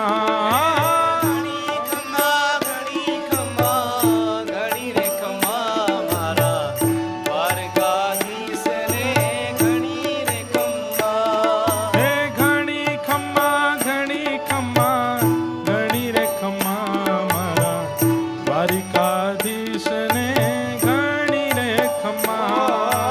घणी खम्मा, घणी खम्मा, घणी रे खम्मा मारा द्वारकाधीश ने घणी रे खम्मा। मारा द्वारिकाधीश ने घणी रे खम्मा। मारा द्वारकाधीश ने घणी रे खम्मा। मारा द्वारिकाधीश ने घणी रे खम्मा। मारा द्वारकाधीश ने घणी रे खम्मा। ठाकुर जी नरसी के पुत्र का विवाह कराने आए। नरसी मेहता, लेकिन पूरे विवाह में नरसी मेहता एक कोने में बैठे रहे और केवल ठाकुर जी को ही देखते रहे और मन में केवल यही विचार करते कि मुझ में ऐसी कौन सी योग्यता है कि ठाकुर जी मुझ पर इतनी कृपा करते हैं। इतना तो मैं लायक नहीं, इतना तो मैं योग्य नहीं जितनी ठाकुर जी मुझ पर अनुग्रह, सेवा, कृपा करते हैं। लेकिन नरसिंह मेहता इस बात से भी प्रसन्न है कि आज मेरे साथ साथ इतने वैष्णवों को भी ठाकुर जी का दर्शन हो रहा है। भले उन्हें पता नहीं कि ठाकुर जी हैं, पर सबको दर्शन लाभ हो रहा है। इसी से नरसिंह मेहता बड़े प्रसन्न हैं। नरसिंह मेहता जी के पुत्र का ब्याह हो गया। अब प्रसंग आता है नरसिंह मेहता जी की बड़ी पुत्री कुंवरी बाई, जिसको नानी बाई कहते हैं। अब यहां 2-3 कथाएं एक साथ कह दी जाती हैं। कहीं पर उसका भाव ऐसा बताया जाता है कि नरसिंह मेहता जी की पुत्री का पुत्र हुआ और पुत्र होने पर उसका छोचक जाता है। कितने लोग छोचक जानते हैं कि नहीं पता नहीं, छोचक होता है। अब उसको आप ऐसी समझ लो कि फर्स्ट बर्थडे मान लो, अब यही समझ लो। तो उसमें घर के जो सदस्य हैं, परिवारी जन हैं, वो सब लोग आते हैं। नरसिंह मेहता जी की पुत्री कुंवरी बाई, उनके सास ससुर ननद ये बिल्कुल अच्छे नहीं थे, बहुत उत्पीड़ना करते थे। क्यों? क्योंकि नरसिंह मेहता जी ने ब्याह तो कर दिया था अपनी पुत्री का। अंजार एक जगह है कच्छ में, वहां ब्याह हुआ था। कच्छ के पास में एक जगह गांधी धाम, वहां हम लगभग हर साल कथा करने जाते हैं। अंजार भी मैं गया हूं दर्शन करने। थोड़ा आगे जाते हैं तो नारायण सरोवर आता है। गुजरात में बहुत अच्छे अच्छे स्थान हैं। तो अंजार में नरसिंह मेहता जी की पुत्री का ब्याह हुआ। इनके सास ससुर और ननद अच्छे नहीं थे। वो पूरे दिन इनको कोसते रहते थे, डांटते रहते थे, इनके पीछे पड़े रहते थे। यहां तक तो सब ठीक था, लेकिन नरसिंह मेहता जी को गाली देते थे, ये बात उससे सहन नहीं होती थी। वो हाथ जोड़ के कहती थी, आपको मुझे जो कहना है कह लीजिए, मुझे जितना सुनाना है बोल दीजिए, पर मेरे पिताजी को कुछ मत कहा कीजिए। लेकिन वे सब लोग तो तालकूटा की बेटी, तालकूटा मतलब मजीरा बजाने वाला, तालकूटा की बेटी ऐसा कह के ही बुलाते थे। अब कुछ भी हो, अपमान तो करते थे, लेकिन पुत्र की पत्नी है, इस नाते से जो उसकी क्रियाएं वो भी करते थे, तो पुत्र का पुत्र हुआ है, इसलिए माता पिता थोड़ा उत्सव, छोचक का उत्सव मना रहे थे। और उस उत्सव में सबको निमंत्रण भेजा। तब कुंवरी बाई, नानी बाई ने जाकर के अपने ससुर जी से कहा, मेरे पिताजी को भी निमंत्रण भेज दीजिए, वो भी आ जाएंगे। दूर बैठी बैठी सास हंसने लगी, बोले आएगा तो खाली हाथ ही, लेके तो कुछ आना नहीं उसको बुला करके हमारा अपमान ही होता है, सबके सामने दिखाना, कुछ भी करता नहीं, ऐसा सब बोलने लगी। लेकिन ससुर जी ने सोचा कि ठीक है, सब आ रहे हैं तो वो भी आ जाएंगे, कहीं बात ऐसी ना बन जाए कि बताओ विवाह किया अपने पुत्र का इनकी पुत्री से और नरसिंह मेहता को बुलाया भी नहीं, ठीक है हम आमंत्रण भेज देते हैं। तो अपने कुल पुरोहित को पत्र लिख करके भेज दिया और कह दिया, जाइए नरसिंह मेहता जी को निमंत्रण दे आइए, यहां छोचक का कार्यक्रम होना है, वो जरूर पधारें। ध्यान से सुनिएगा। कुल पुरोहित जी जैसे पत्र लेकर के बाहर गए तो नानी बाई दौड़ी दौड़ी गई और जाकर के बोली, ये तो संदेश आप ससुर जी का दे देना, मेरा मौखिक संदेश मेरे पिताजी को दे देना, उनसे कह दीजिएगा कि बेटी के घर आ रहे हैं। मुझे पता है पिताजी के पास धन संपत्ति कुछ है नहीं ज्यादा, लेकिन फिर भी हो सके तो थोड़ी व्यवस्था करके ले आए, यहां देन लेन करेंगे तो उससे मेरा मान बढ़ेगा।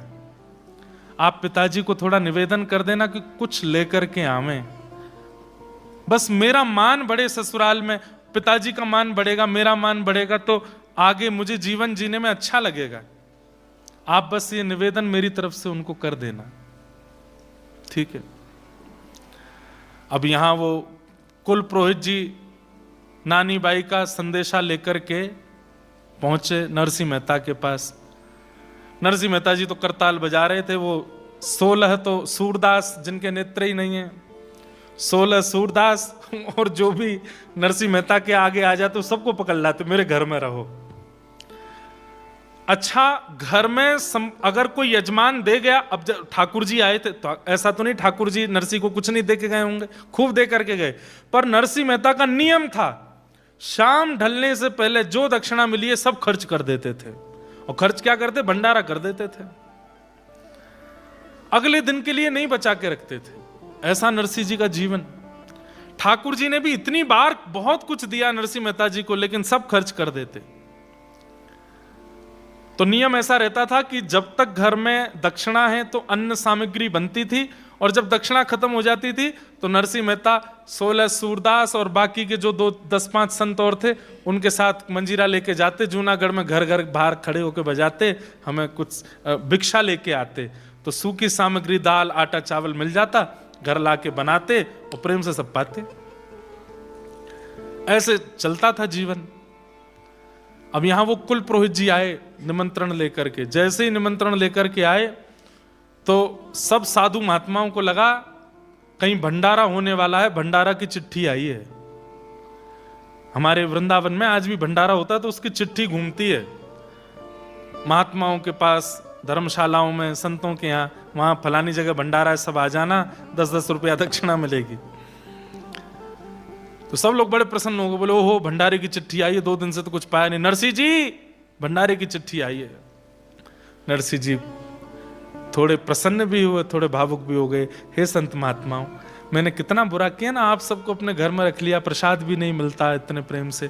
बोले वो तो ठीक है, 2-4 दिन भूखे रहते हैं, पर जब मिलता है तो मिलता चकाचक है।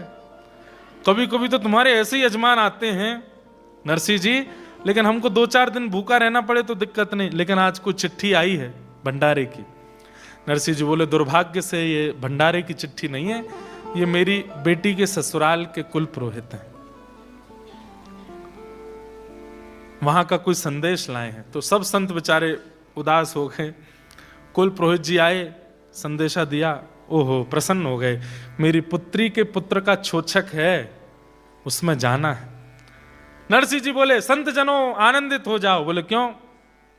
बोले चलेंगे अंजार, वहां बेटी के यहाँ छोचक देख के आएंगे, वहां पाएंगे बढ़िया प्रेम से मालपुआ। बोले बहुत अच्छे। अब यहाँ वो कुल पुरोहित जी आए थे, आकर के वो खड़े हो गए, तो पत्नी ने जाकर नरसिंह जी से कहा, बेटी के घर से संदेशा लेके आए हैं, कुछ खान पान तो कराना चाहिए इनको। बोले यहाँ हमारा ठिकाना नहीं, इनको कैसे खिलाएं। तो नरसिंह जी बोले एक ही तरीका है। बोले क्या? मंजीरा उठाओ, चलो जूनागढ़ में घर घर जाके कीर्तन करेंगे, तो जो सामग्री मिलेगी बना के खाएंगे। एक करताल उनको भी दे दी पुरोहित जी को। बोले आप भी चलो।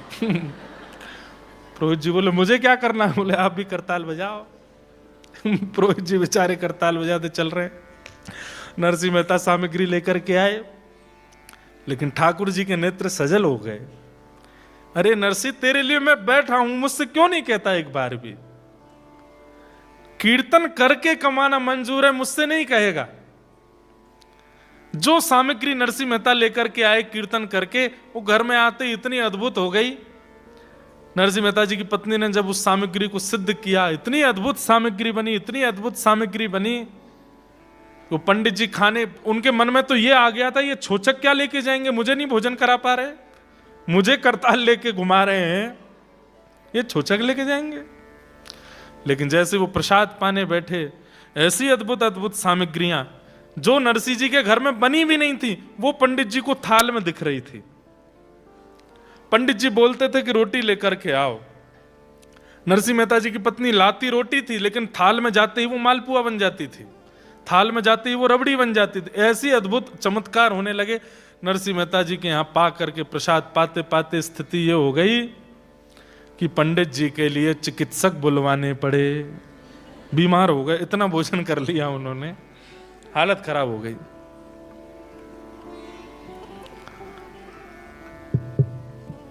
हमारे मथुरा के चतुर्वेदी ब्राह्मण, खूब अच्छी एपेटाइट है उन लोगों की, बहुत अच्छा प्रसाद पाते हैं। आप पवाते पवाते थक जाएंगे, वो पाते पाते नहीं थकेंगे। ऐसे अब तो नहीं बचे, पहले थे ऐसे, हमने सुना है खूब। बड़े प्रसंग हैं हमारे मथुरा के चतुर्वेदियों के। एक प्रसंग, यजमान ने कहा 10 गुलाब जामुन पर 100 रुपया दूंगा, कितने खा सकते हो? तो एक चतुर्वेदी का बेटा बोला, आप तो बस रकम बढ़ाते जाना, जितने धरते जाओगे सब खा जाऊंगा। 10 गुलाब जामुन खाए, लेकिन उसने कहा एक शर्त है। बोले क्या? 10 गुलाब जामुन खाने के बाद आधा घंटे के लिए घर जाऊंगा, फिर आ जाऊंगा, फिर खा लूंगा। बोले इतना तो कर ही सकते हो, बाद 4 दिन तक खवाते रहना, खा लूंगा मैं। और ये भी कब? भोजन करने के बाद, पेट भर गया उसके बाद। 100 रुपया प्रति गुलाब जामुन जब कर दिया, तो 10 गुलाब जामुन खा लिए। 10 गुलाब जामुन के 100 रुपया लेकर के बोले बस अब 10 मिनट रुकिए, मैं अभी आता हूं। घर गए, घर जाकर के 10 मिनट में फिर आगे बोले लाओ दे दो, 20 गुलाब जामुन धरो, लेकिन रकम बढ़ाओ, 200 रुपया करो।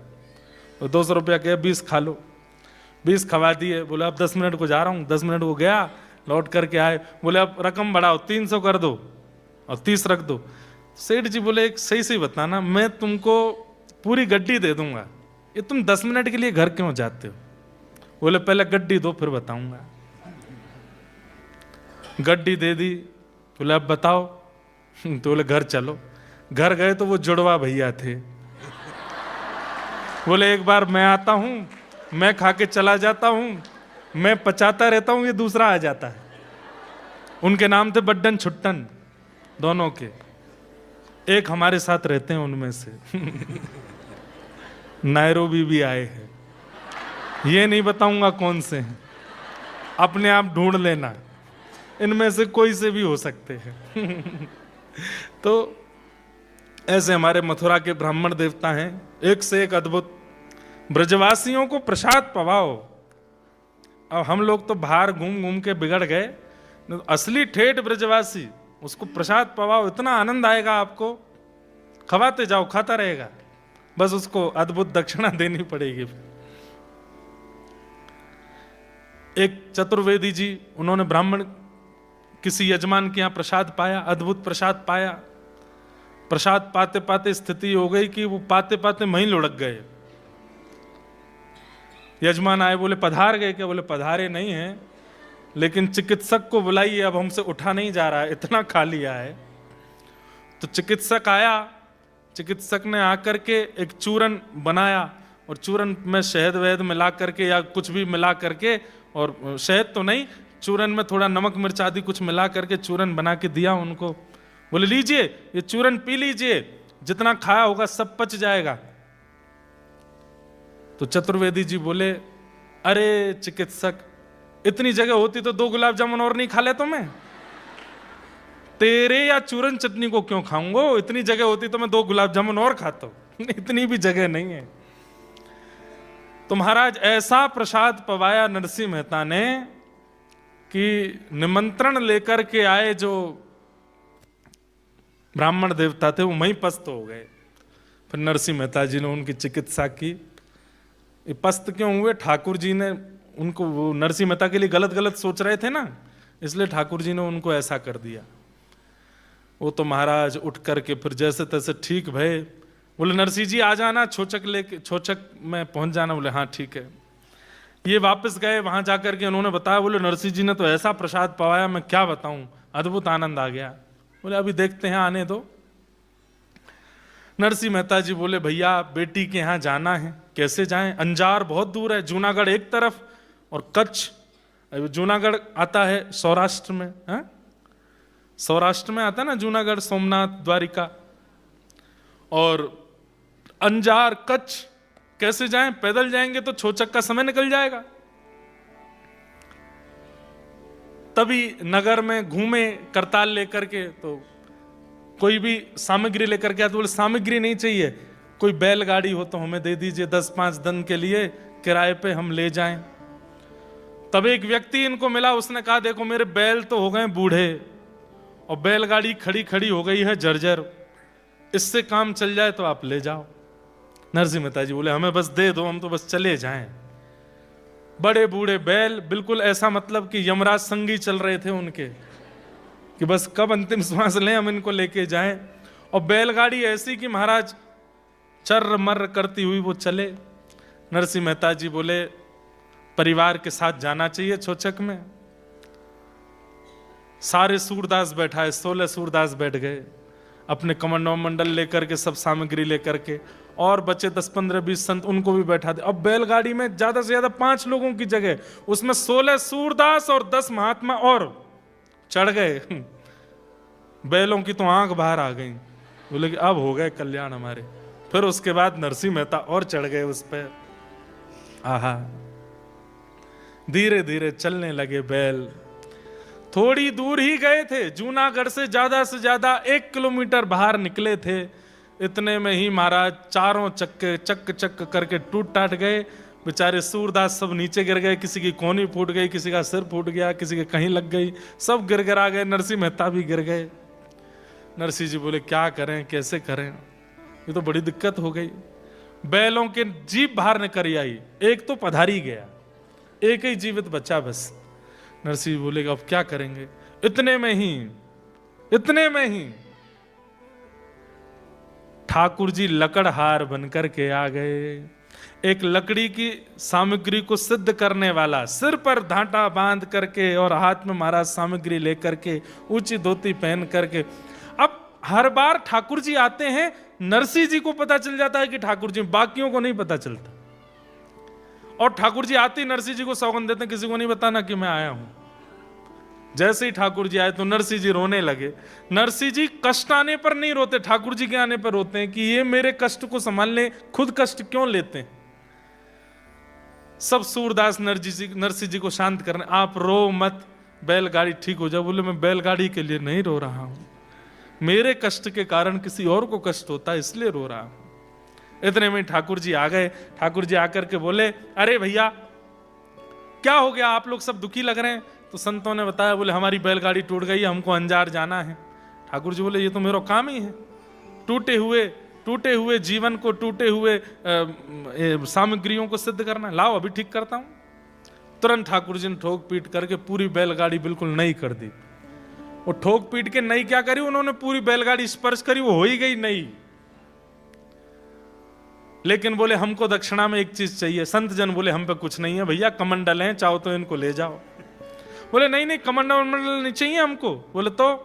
बोले हमको भी अंजार तक जाना है, आप अगर हमको भी इसमें बैठा लो तो बड़ी कृपा। सूरदास बोले हम तो एक दूसरे के ऊपर चढ़ के बैठे, तुम कहां बैठोगे? बोले हम अपनी जगह बना लेंगे और हम एक और आपको बढ़िया एक उपहार दे देंगे। बोले क्या आपको बैलगाड़ी नहीं चलानी, हम खुद चलाएंगे। बोले हमारे बैल भी मरने वाले हैं, बोले इनको भी मैं एक औषधि दे दूंगा, ये भी ठीक हो जाएंगे। बोले दे दो। तो एक औषधि जैसी निकाली, बैलों को चटाई। वो औषधि क्या थी? अमृत था वो तो। ठाकुर जी ने जैसी जीभ से स्पर्श करा, बैल तो बिल्कुल युवा हो गए, उनके कोठे निकल के आ गए, बड़े बड़े पैर हो गए, और महाराज वे सबरे रम्मान लगे। ठाकुर जी इतने में ही लेकर के बैठे हैं, हाथ में चाबुक और बैलगाड़ी चला रहे हैं। तीन के सारथी बने हैं ठाकुर जी। द्वापर में अर्जुन के सारथी बने हैं और कलयुग में 2 लोगों के सारथी बने हैं, और दोनों ही गुजरात के हैं। एक रामदास बोढ़ाना और दूसरे नरसिंह मेहता। इन दोनों के सारथी ठाकुर जी बने। ठाकुर जी ने तो एक बार चाबुक मारी, इतने में तो अंजार पहुंच गए। उन्होंने अपने करताल वरताल ढूंढ के कीर्तन शुरू किया ही था, इतने में ठाकुर जी बोले आ गए हो अंजार। बोले हमने तो सुना था अंजार कच्छ में है। बोले तो हाँ आ गए, कच्छ ही आ गए हम। बोले बड़ी जल्दी आ गए। बोले अब ये तो आ गए, अब आप लोग अपने अपने काम को जाओ, हम अपने घर जा रहे हैं। ठाकुर जी वहां से अंतर ध्यान हो गए। नरसिंह मेहता फिर रोने लगे, जय हो नाथ, बड़ी आपकी कृपा है। हे नाथ तेरी अपार माया, आप कितनी कृपा करते हो नाथ। तो सुनी ही रहती अदालत तुम्हारी, कृपा की न होती जो आदत तुम्हारी। ठाकुर जी की आदत है, जैसे हर किसी की आदत होती है ना, हॉबी होती है। ठाकुर जी की आदत क्या है? कृपा करना। ये उनकी आदत है, सब पे करते हैं। बस उसका कोई विशेष अधिकारी बन जाता है ना, तो उस पर कुछ ज्यादा कर देते हैं। कृपा सब पे करते हैं। नरसिंह मेहता जी को जैसे अंजार पहुंचे तो कुल पुरोहित जी मिल गए। और आ गए आप? बोले हाँ जी भैया बढ़िया आ गए। छोछक लेके आए हो? बोले हाँ लेके आए। बोले क्या लाए हो? बोले माथे पे लगाने वाला गोपी चंदन, गले में पहनने वाली कंठी माला, इससे बढ़िया क्या है छोछक। और सबको जपने के लिए माला भी लेके आए हैं। जितने लोग हमारी पुत्री के पुत्र के छोचक में आए, सबको चंदन लगाएंगे, गले में कंठी माला पहनाएंगे, नाम जपने के लिए माला देंगे। इसी से जीवन उद्धार होगा। इससे बढ़िया छोचक कोई हो सकता है? नरसिंह मेहता जी को नगर के बाहर एक फूटी सी धर्मशाला में रहने के लिए व्यवस्था दे दी। यहां पुत्री को पता चला तो पुत्री पहले ही गुपचुप तरीके से अपने पिता से मिलने गई। नरसिंह मेहता जी को जाकर के हृदय से लगा लिया, पिताजी आप आ गए? हाँ पिताजी, मैं जानती हूं आपका स्वभाव कैसा है। आप बिल्कुल अपने पास धन संपत्ति नहीं रखते, लेकिन मैं मानती हूं कि शायद मेरा मान बढ़ाने के लिए आप कुछ तो लाए होंगे।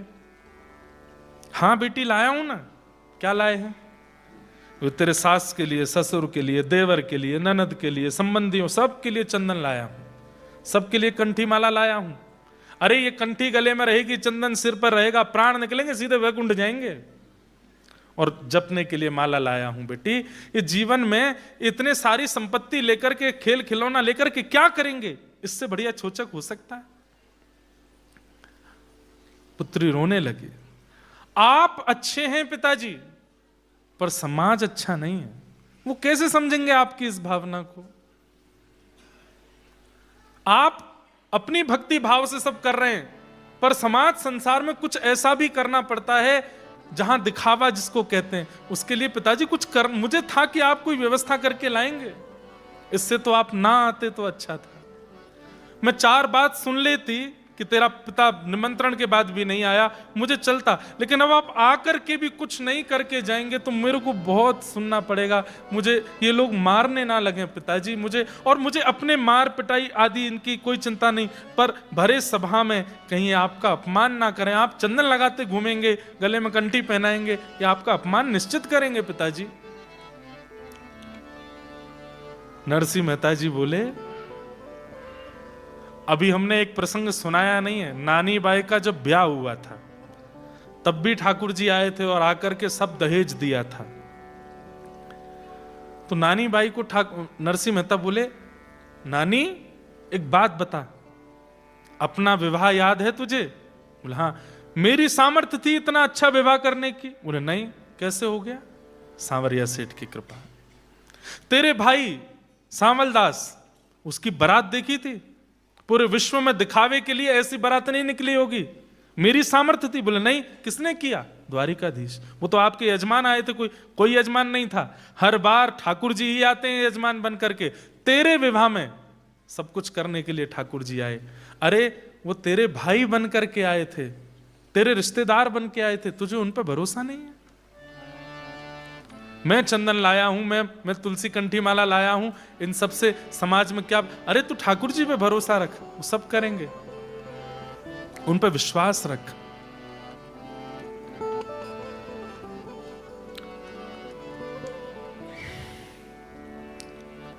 एक बहुत सुंदर पंक्ति में गाता हूं कभी कभी कथा में, जिसको तेरा भरोसा, जिसको तेरा सहारा, जिसको तेरा भरोसा, जिसको तेरा सहारा, जिसको तेरा भरोसा, जिसको तेरा सहारा, जिसको तेरा भरोसा, जिसको तेरा सहारा, मझधार क्या करेगा, मझधार ही किनारा, मझधार क्या करेगा, मझधार ही किनारा, होठों पे नाम तेरा, दिल में उमंग तेरी, होठों पे नाम तेरा, दिल में उमंग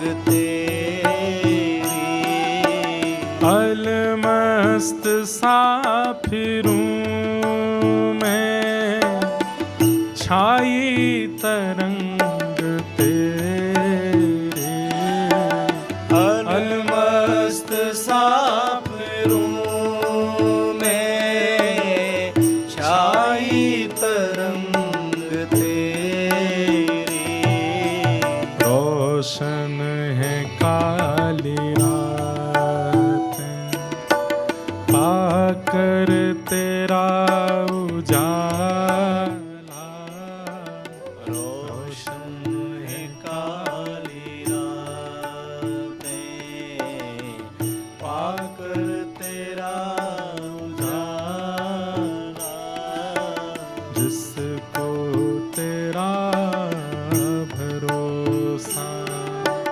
जिसको तेरा सहारा, जिसको तेरा भरोसा, जिसको तेरा सहारा। लाली अपने भाई पे भरोसा कर, ठाकुर जी सब मंगल करेंगे। तू निश्चिंत होकर के जा, अपने पुत्र के उत्सव को मना, मैं आऊंगा। पुत्री चली गई वापस, और यहां घर के लोगों को पता चला कि नरसिंह मेहता आ गए हैं। तो नरसिंह मेहता जी के पास एक सेविका को भेजा कि जाओ उनकी सेवा करना, और लिख करके भिजवा दिया, ये सामान छोचक में लेकर के आना। क्या क्या सामान लिखवा दिए? बोले हमारे घर में गणेश जी हैं, उनके लिए 1.25 लाख रुपया, उनके सोने की सामग्री, हमारे घर में नारायण भगवान हैं, उनके 1.25 लाख रुपया दक्षिणा, उनकी सोने की सामग्री। हमारे घर में अम्बे मैया भी हैं, उनकी 1.25 लाख दक्षिणा, उनकी सोने की सामग्री। हमारे घर में इतनी गैया हैं, उनके गले के लिए सोने के आभूषण, पैरों के लिए सोने के पाजेब, उनके सींगों के लिए सोने के सींग। हमारे घर में इतने घोड़े हैं, उनके लिए ये, उनके लिए वो, सबके लिए लिखवा दिया। अरे इनकी सास चिड़ में ऐसी आ गई कि आंखों के आगे जो आता है उसी का नाम लिखवाती है, इसके लिए ये लेके आना। हमारे घर में इतने दासी हैं, दास हैं, उनके लिए इतना लाना, ये लाना। पंडित जी लिखते लिखते हार गए, बोले कि भैया इतनी संपत्ति तो कुबेर ही ला सकता है।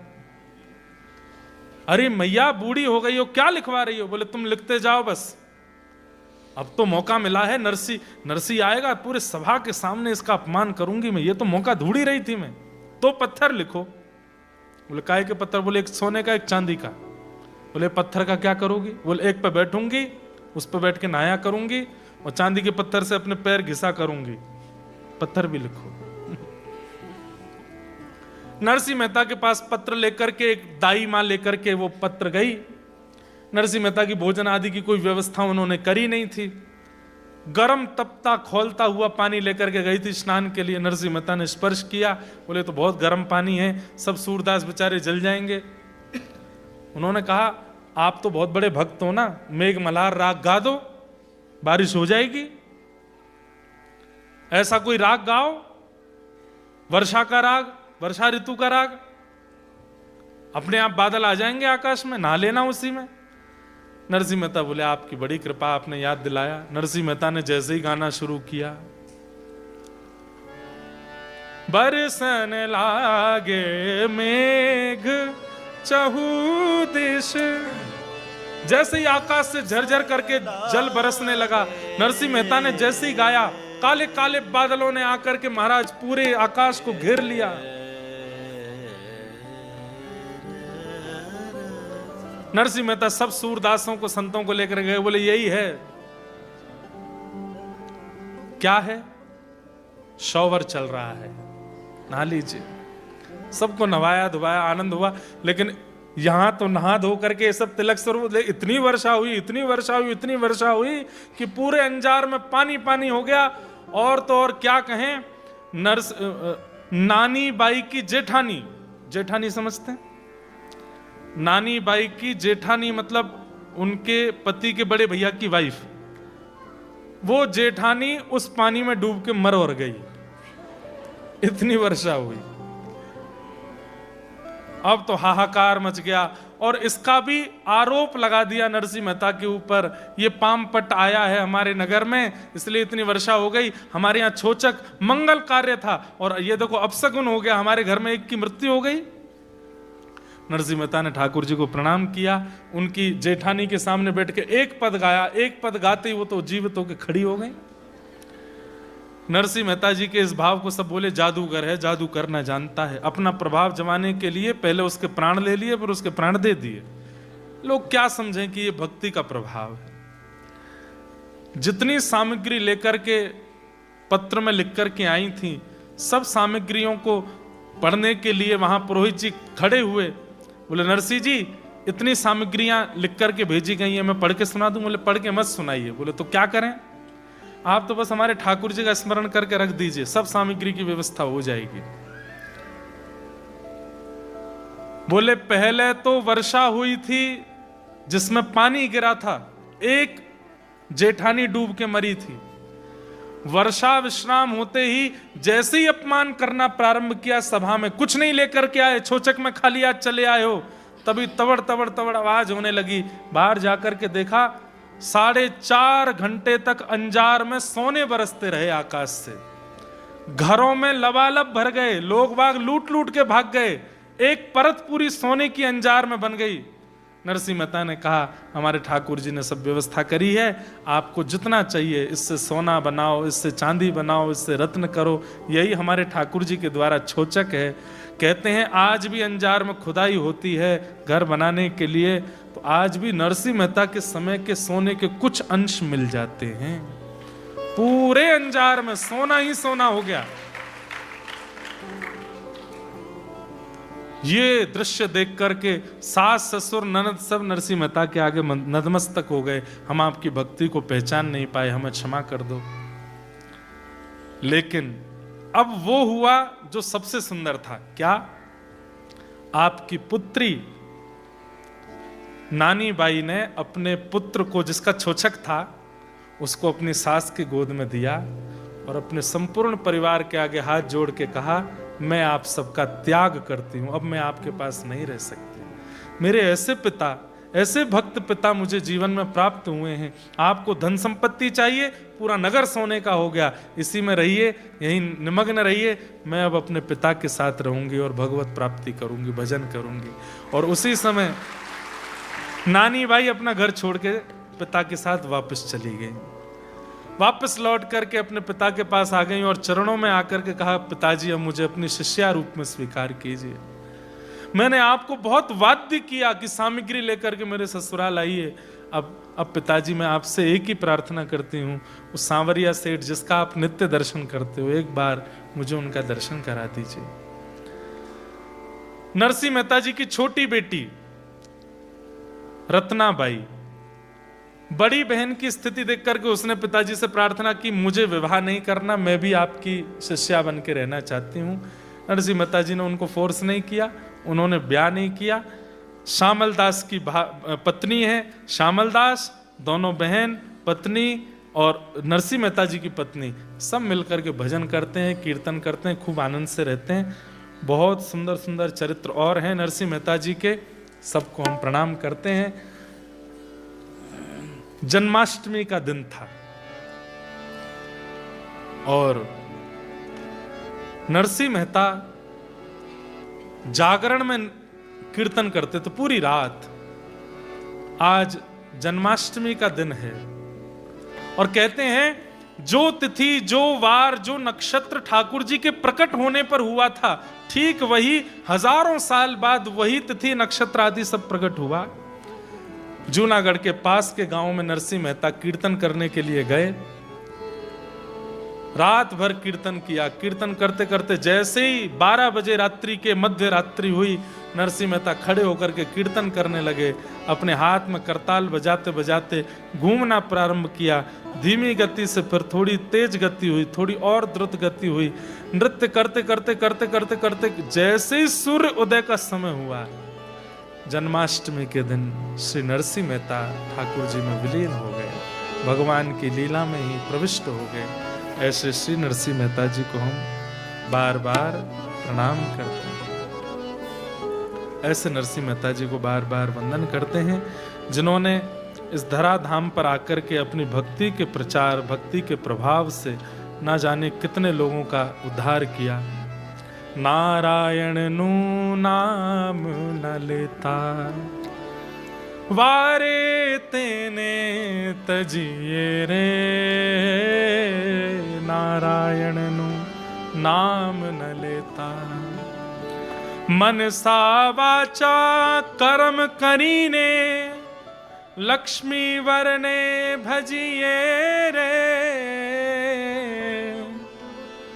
नारायण नु नाम न लेता, वारे तेने तजिए रे। नारायण नु नाम न लेता। नरसिंह मेहता जी का पद है, इसको गा करके हम लोग कथा को विश्राम करें। सब लोग गाओ, मेरे बिना तबला के ही गाओ। नारायण नु नाम न लेता, वारे तेने तजिए रे। नारायण नु नाम वारे तेने तजिए रे। नारायण नाम केवल गाइएगा नहीं, मानिएगा भी इस बात को। कुल ने तजिए, कुटुंब ने तजिए, तजिए माने बाप रे। कुल ने तजिए, कुटुंब ने तजिए, तजिए माने। भगनी सुत दारा ने तजिए भक्ति सुत दारा ने तजिए जेम तज कंचुक सांप रे नारायण नाम न लेता। जो ठाकुर जी का नाम ना लेता हो, जिसकी जीभ पर भगवान नाम ना आता हो, कथा में बुलाया, आपने कहा कि चलो कथा हो रही है हमारे साथ चलो, और उसने कहा नहीं हमारा मन नहीं है, छोड़ दीजिए उसको, त्याग दो, ब्लॉक कर दो इसी वक्त उसको, फेसबुक इंस्टाग्राम व्हाट्सएप सब जगह से खत्म हमारे संबंध। जो ठाकुर जी का नहीं वो हमारा नहीं। भैया देखो, संसार में हम सब लोग आए हैं अपने अपने